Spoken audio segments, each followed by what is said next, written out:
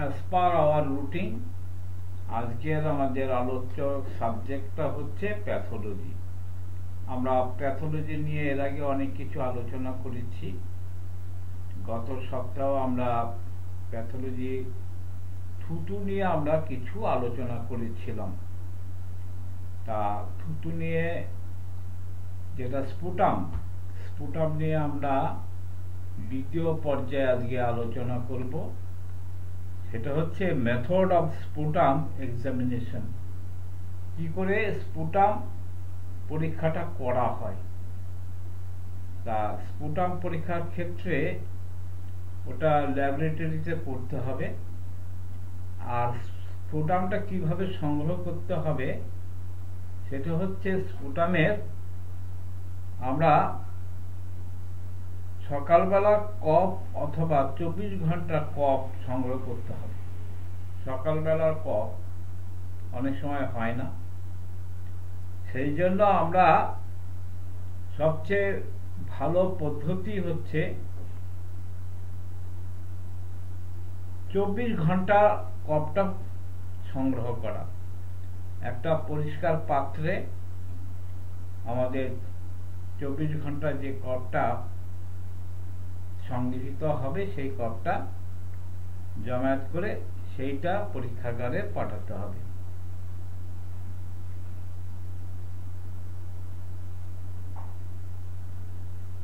এটাই হচ্ছে good materials of examination. এই যে 24 ঘন্টা যে কালেকশনটা করা হলো, এই মেটেরিয়ালস গুলো হচ্ছে good materials for sputum examination.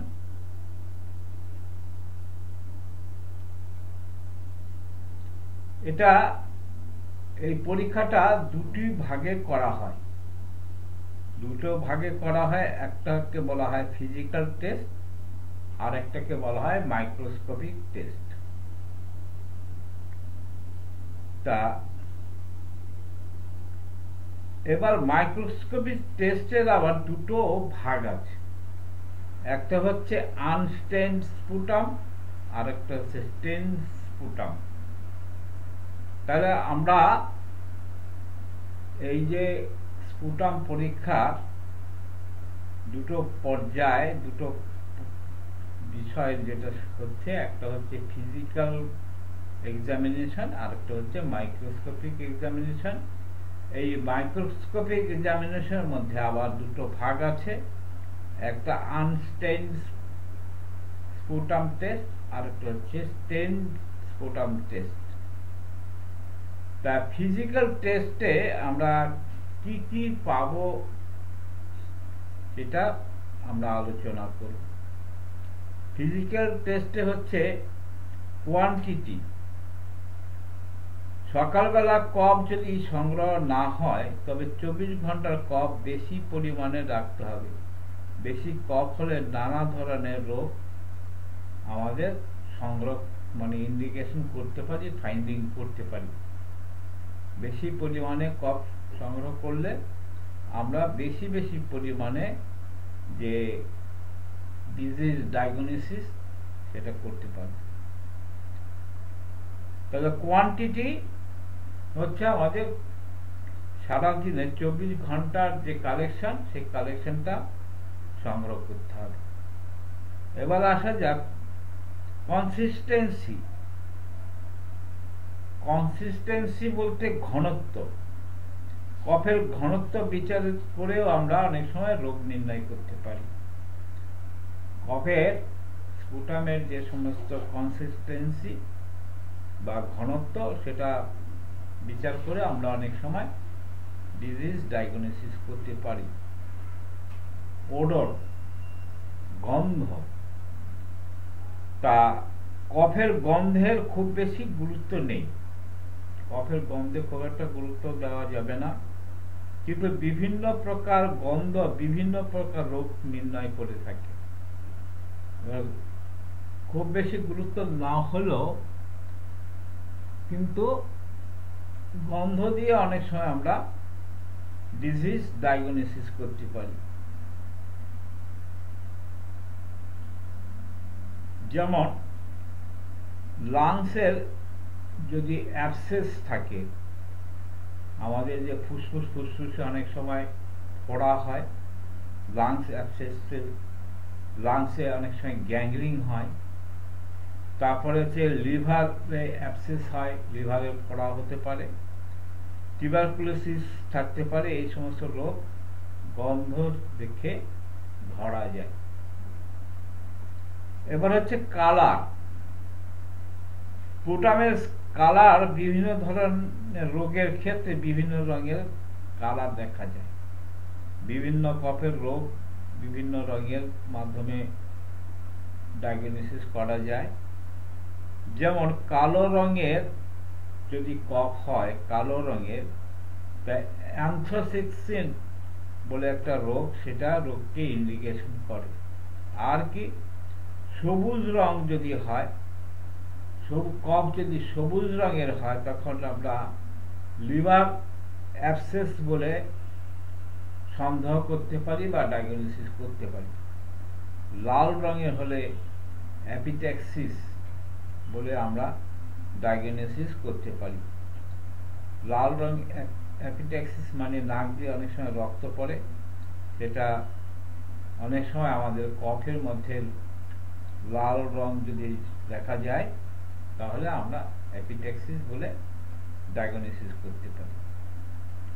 এবার আসা যাক মাইক্রোস্কোপিক টেস্ট।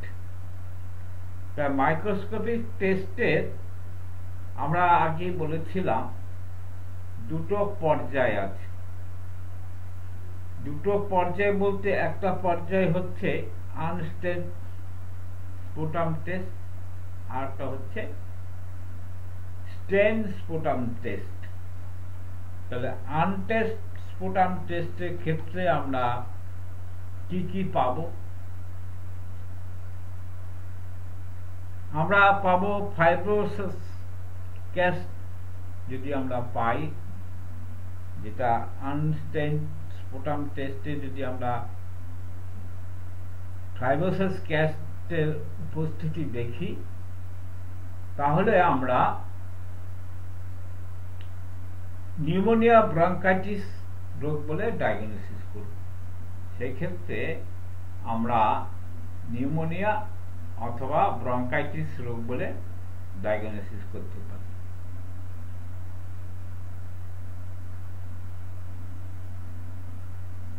ডিথরেন্স প্লাগ যদি আমরা উপস্থিতি দেখি, সেক্ষেত্রে bronchitis, chronic bronchitis, bronchial asthma, এই সমস্ত রোগ আমরা ডায়াগনোসিস করতে পারি।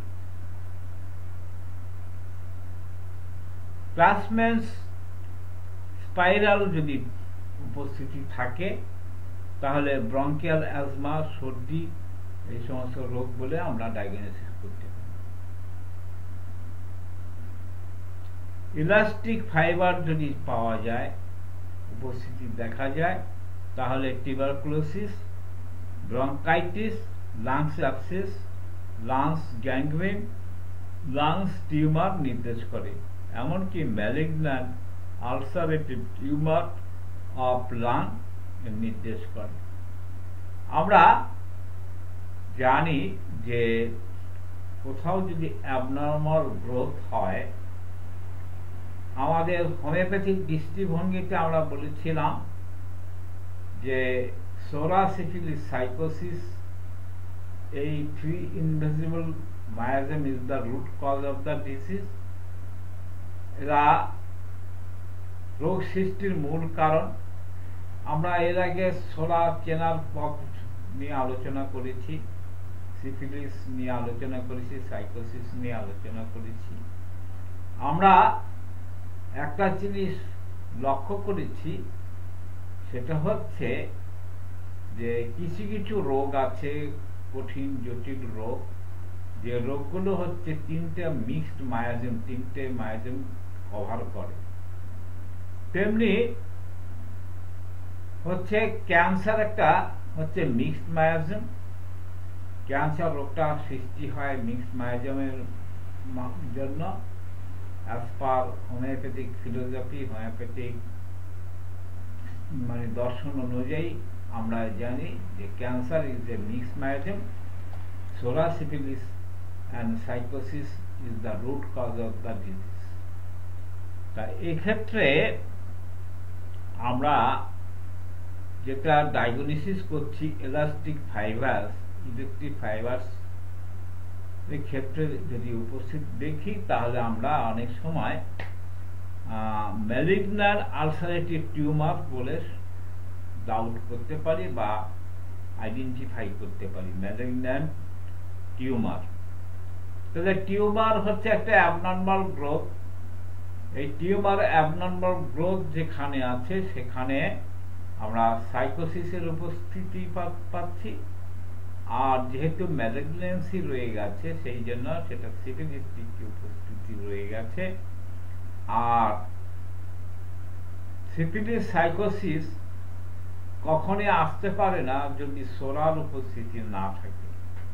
তাহলে এই ক্ষেত্রে আমরা যেটা দেখছি যে ম্যালিগন্যান্ট আলসারেটিভ টিউমার এইটা একটা ভয়ঙ্কর পরিণতি হতে পারে, যেটাকে আমরা ক্যান্সার বলি। তাহলে সে ক্যান্সারের আমরা ডায়াগনোসিস ক্ষেত্রে অনেকভাবে ডায়াগনোসিস করা যায়। এবার হচ্ছে আমরা কিন্তু স্পুটাম টেস্টের মধ্যেও দিয়ে কিন্তু আমরা ক্যান্সারের উপস্থিতিটা সন্দেহ করতে পারি। সেই ক্ষেত্রে আমরা স্পুটামে কি পাবো? আনস্টেইনড স্পুটাম টেস্টে আমরা পাবো ইলাস্টিক ফাইবার পাবো, ইলাস্টিক ফাইবার পাবো আমরা আনস্টেইনড স্পুটাম টেস্টে। তাহলে আমরা ক্যান্সার ডায়াগনোসিস ক্ষেত্রে কিন্তু আমরা স্পুটাম টেস্টের মধ্যে দিয়েও কিন্তু খানিকটা আইডিয়া করতে পারি। প্যারাসাইটস লাঞ্চের মধ্যে স্পুটাম টেস্টে যদি আমরা প্যারাসাইটসের উপস্থিতি দেখি, তখন আমরা লাঞ্চের মধ্যে আক্রমণ, অ্যান্টিমোবাইলাইটিস এবং অত্যাধুনিক প্যারাসাইটের উপস্থিতি বুঝব।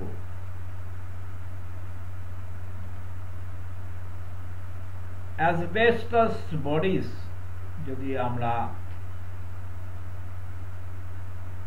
কফের বা স্পুটামের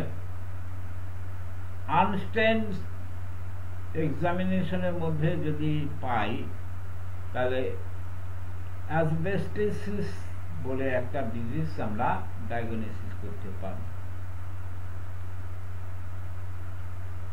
আমরা আনস্টেইনড স্পুটাম টেস্টে যদি নিউমোনাইটিস এর উপস্থিতি দেখি, সেই ক্ষেত্রে ছোট পাথরের মতো দেখা যায়। বিশেষ করে এই ধরনের ছোট পাথরের মতো যদি আমরা এই নিউমোনাইটিস এর উপস্থিতি দেখি, সেই ক্ষেত্রে আমরা টিবি বলে ডায়াগনোসিস করব, টিউবারকুলোসিস বলে আমরা ডায়াগনোসিস করব। আমরা আনস্টেইনড স্পুটাম টেস্টের মাধ্যমে যদি আমরা হেমোসিডার পিগমেন্ট দেখি, তাহলে আমরা কি ডায়াগনোসিস করব? কনজেস্টিভ কার্ডিয়াক ফেইলার রোগের সংকেত বহন করে। আমরা সেই ক্ষেত্রে হার্ট ফেল করার একটা মানে ইঙ্গিত বা সংকেত আমরা দেখতে পাই।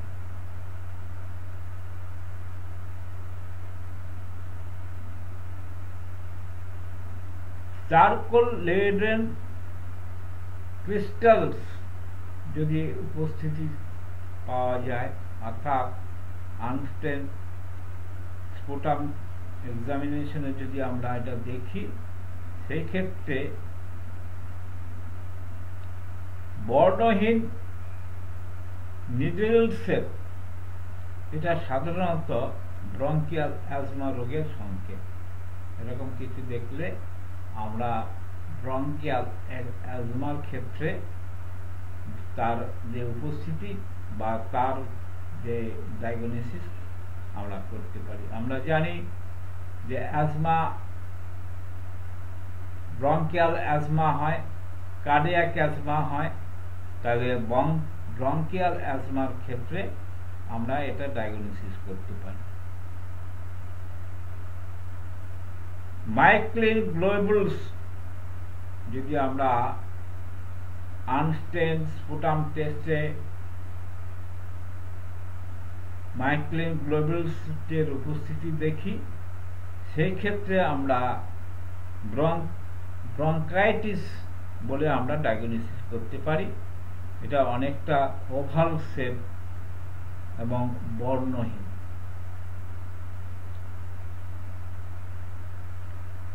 আমরা এতক্ষণ আলোচনা করলাম আনস্টেন স্পুটাম এক্সামিনেশন।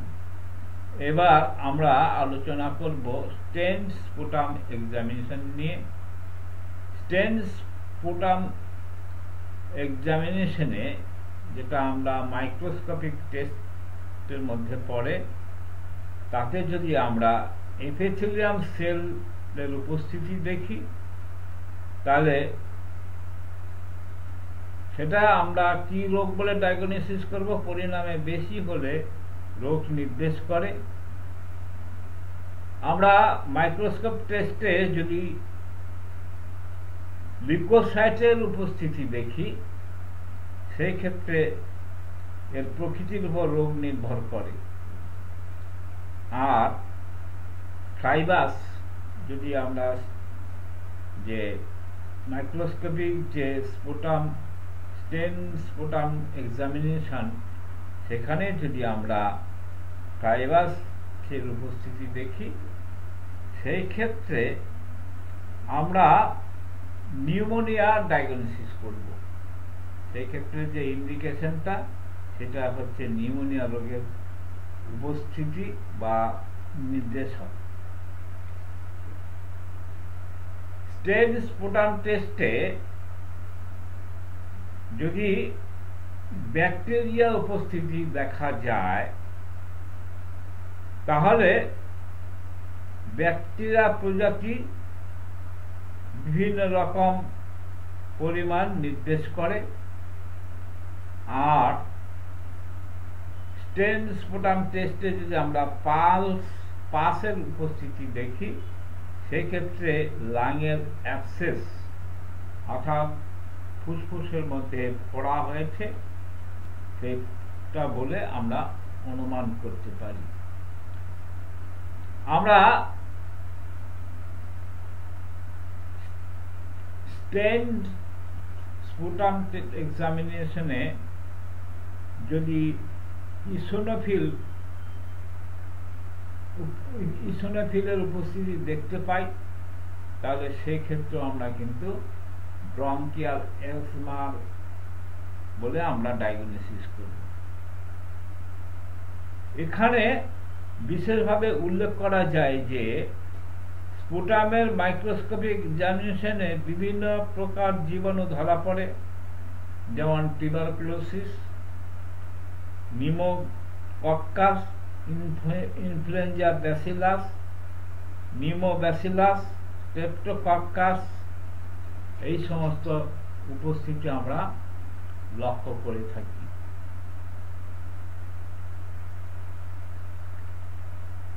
স্পুটাম যদি খুব বেশি পরিমাণে হয়, তবে এটা ব্রঙ্কাইটিস অথবা পালমোনারি টিউবারকুলোসিস বা লাংস অ্যাবসেস নির্দেশ করে। আমরা অনেক সময় দেখি কাছে কাছে প্রচুর পরিমাণে কফ নির্গত হয়। এই প্রচুর পরিমাণে কফ নির্গত হলে আমরা কয়েকটা রোগ বলে সন্দেহ করতে পারি। সেটা হচ্ছে, এক নম্বর হচ্ছে ব্রঙ্কাইটিস, পালমোনারি টিউবারকুলোসিস, আর হচ্ছে লাং অ্যাবসেস। এই সবগুলি কিন্তু রিলেটেড টু লাংস অর্থাৎ ফুসফুস সংক্রান্ত ব্যাধি। এই সবগুলি হচ্ছে ফুসফুস সংক্রান্ত ব্যাধি। তো সেখানে যদি বেশি পরিমাণে কফ নির্গত হয়, আমরা যে রোগগুলো সন্দেহ করতে পারি সেটা হচ্ছে ব্রঙ্কাইটিস, পালমোনারি টিউবারকুলোসিস এবং লাং অ্যাবসেস অর্থাৎ ফুসফুসের ফোড়া। এছাড়া স্পুটামের বর্ণ বিশেষ করে অস্বাভাবিক রং নানা প্রকার রোগ নির্দেশ করে। আমরা বাহ্যিকভাবে যদি এই স্পুটামের বিভিন্ন রং দেখেও কিন্তু আমরা কিছু রোগ ডায়াগনোসিস করতে পারি। আমরা অনেক সময় দেখি লোহার মধ্যে মরচে ধরে। লোহার মরচে ধরার মতো রং যদি কফের মধ্যে স্পুটামের মধ্যে থাকে, সেই ক্ষেত্রে আমরা কোন রোগ বলে ডায়াগনোসিস করব? আমরা নিউমোনিয়া বলে সন্দেহ করতে পারি।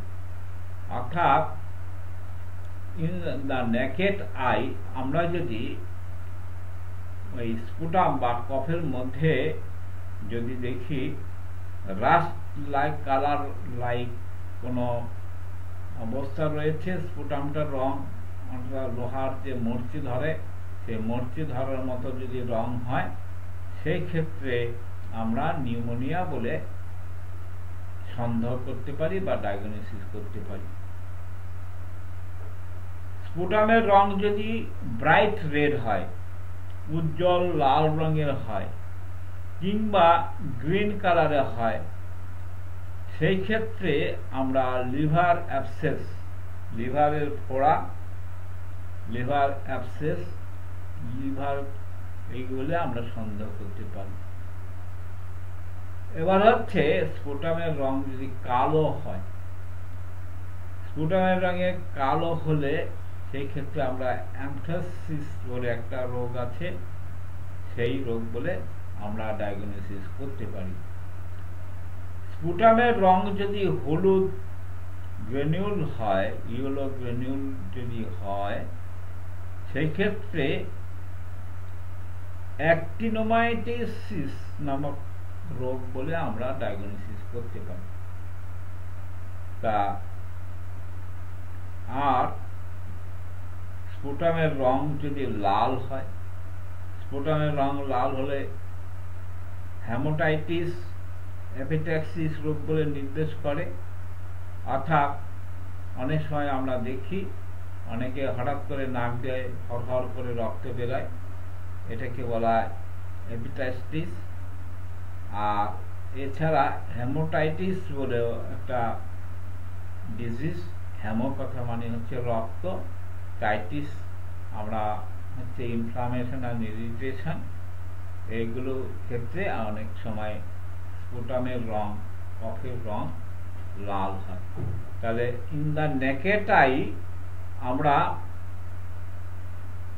এই যে নেকেড আইতে আমরা কিছু কফের রং দেখে আমরা কিন্তু ডিজিজ ডায়াগনোসিস করতে পারি।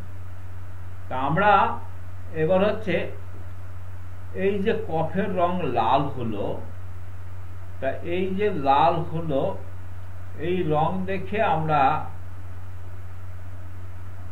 কিছু তুলনামূলক আলোচনা করতে পারি। সেটা হচ্ছে ফুসফুস থেকে রক্ত পড়ছে না পেট থেকে রক্ত পড়ছে। তাহলে যদি স্পুটাম টেস্টে রক্ত পাওয়া যায়, তবে এ অবশ্যই অত্যন্ত অশুভ লক্ষণ। তাহলে স্পুটাম টেস্টে রক্ত উপস্থিতি এবং নির্দেশন আমরা blood present in the sputum and it's indication নিয়ে আমরা আলোচনা করি। তাহলে স্পুটামের রক্তের উপস্থিতি আর তার যে ইন্ডিকেশন, সেটা নিয়ে আমরা যদি আলোচনা করি, তাহলে দেখতে পাই স্পুটাম টেস্টে রক্ত পাওয়া যায়, তবে এর অবশ্যই অশুভ লক্ষণ। কফের সঙ্গে অর্থাৎ ফুসফুস থেকে শ্লেষ্মার সঙ্গে জড়িত সামান্য রক্ত পাওয়া যেতে পারে, আবার শুধু রক্ত হতে পারে, এমনকি বমির সঙ্গেও রক্ত আসতে পারে। তা রোগীর কথা অনুসারে আমরা সব সময় ঠিক বুঝতে পারবো না এটা ফুসফুস থেকে রক্তটা আসছে না পেট থেকে, অ্যাবডোমেন বা উদর থেকে আসছে, সেটা আমরা বুঝতে পারবো না। তা ফুসফুস থেকে রক্ত আসাকে আমরা হেমাটাইটিস এবং পেট থেকে রক্ত আসাকে আমরা হেমাটাইটিস বলি। উভয়ের মধ্যে যথেষ্ট পার্থক্য আছে। তাহলে দুটো রোগ, কোন অর্গান থেকে রক্তটা আসছে তার উপরে রোগের নামকরণটা হয়। যদি ফুসফুস থেকে রক্ত আসে তাকে বলা হয় হেমাটাইটিস, আর পেট থেকে, অ্যাবডোমেন থেকে যদি রক্ত আসে তাকে বলা হয় হেমাটেমোসিস। তাহলে এই দুটো, হেমাটাইটিস এবং হেমাটাইটিস, এই দুটোর সঙ্গে আমরা একটু তার লক্ষণ নিয়ে আলোচনা করব। ফুসফুস থেকে যে রক্ত আসে সেটা হচ্ছে সাধারণত রক্ত আসা আগে কাশি হয়। তাহলে কিছু ইন্ডিকেশন আমাদের দিচ্ছে ফুসফুস থেকে যখন রক্ত আসে তখন সাধারণত রক্ত আসার আগে কাশি হয়, আর পেট থেকে যখন রক্ত আসে তখন রক্তে আসার আগে বমি হয়। তাহলে ডিফারেন্সটা কি? আমরা অনেক সময় যে সমস্ত রক্ত স্রাব, যেটা বলি স্পুটামের সঙ্গে যে রক্ত, তাহলে এই রক্ত কোথা থেকে আসছে এটা কিন্তু আমরা খানিকটা নেকেড আইতে ডায়াগনোসিস করতে পারি। তাহলে রক্ত আসার আগে যদি কাশি হয় তাহলে বুঝতে হবে রক্তটা আসছে লাংস বা ফুসফুস থেকে, আর রক্ত আসার আগে যদি বমি হয় তাহলে হচ্ছে স্টোমাক বা অ্যাবডোমেন থেকে আসছে। রক্তের সঙ্গে ফেনা বা বায়ু মিশ্রিত থাকে, যদি যে রক্তটা, যে নিঃশ্বাসটা হলো তার সঙ্গে যদি ফেনা বা বায়ু মিশ্রিত থাকে তাহলে বুঝতে হবে সেটা ফুসফুস থেকে রক্তটা আসছে। আর সাধারণত বায়ু মিশ্রিত থাকে না, সেক্ষেত্রে বুঝতে হবে রক্তটা অ্যাবডোমেন থেকে আসছে। রক্ত আসার পূর্বে কয়েকদিন ধরে কফের সঙ্গে লালচে রঙের শ্লেষ্মা দেখা যায়। যেদিন রক্তপাত হয় ওটা লাল টকটকে হয়। এইটা যদি আমরা দেখি তাহলে আমরা বুঝবো রক্তটা ফুসফুস থেকে আসছে। আর রক্ত দেখতে কালচে লাল যদি হয়, এটা গ্যাস্ট্রিক জুইসের অ্যাসিডের সংমিশ্রণের জন্য হয়। তাহলে বুঝতে হবে এটা, এই রক্তটা আসছে অ্যাবডোমেন থেকে। তাহলে কি হলো, রক্ত দেখতে যদি কালচে লাল হয়, কালচে লাল হয় কেন? আমাদের পেটের মধ্যে গ্যাস্ট্রিক জুইস আছে, আর গ্যাস্ট্রিক জুইসের মধ্যে অ্যাসিড আছে। তাহলে অ্যাসিডের সঙ্গে সংমিশ্রণে এই রংটা কালো হয়ে যায়। তাহলে এই যে কালচে লাল রঙের যদি রক্ত হয় তাহলে আমরা বুঝবো সেই রক্তটা আসছে অ্যাবডোমেন থেকে।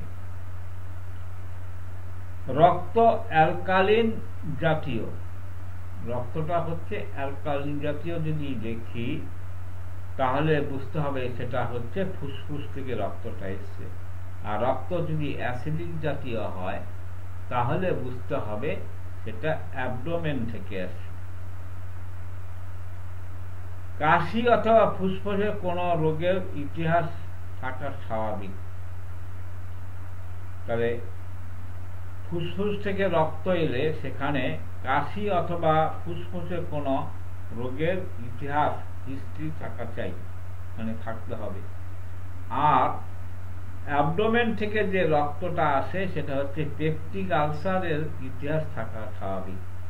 সেখানে হিস্ট্রিতে কি পাওয়া যাবে? পেপটিক আলসারের হিস্ট্রি পাওয়া যাবে। ফুসফুস থেকে যে রক্তটা আসে সেই রক্তটা না করতে রক্তপাত মাড়ি হতে রক্তপাত, কোনো প্রদাহজনিত গলদেশ হতে রক্তপাত বা রক্ত আসতে পারে। আর অ্যাবডোমেন থেকে যে রক্তটা আসে সেটা একই কারণে হতে পারে। ফুসফুস থেকে যে রক্তটা আসে কারণ হিসাবে pulmonary TB, tuberculosis, bronchitis, mitral stenosis, bronchial carcinoma.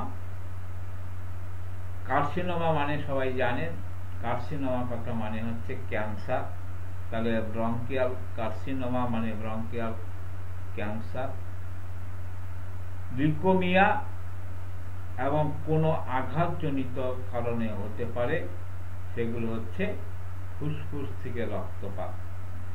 আর অ্যাবডোমেন থেকে যে রক্তপাতটা হয়, যে রক্তটা আসে, সেই রক্তটা হচ্ছে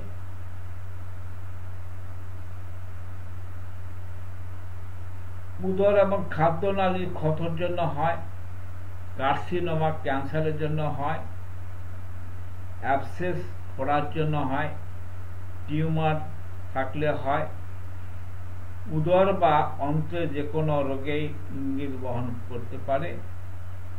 এই জন্য আমাদের এটা ইমিডিয়েট চিকিৎসা করার প্রয়োজন।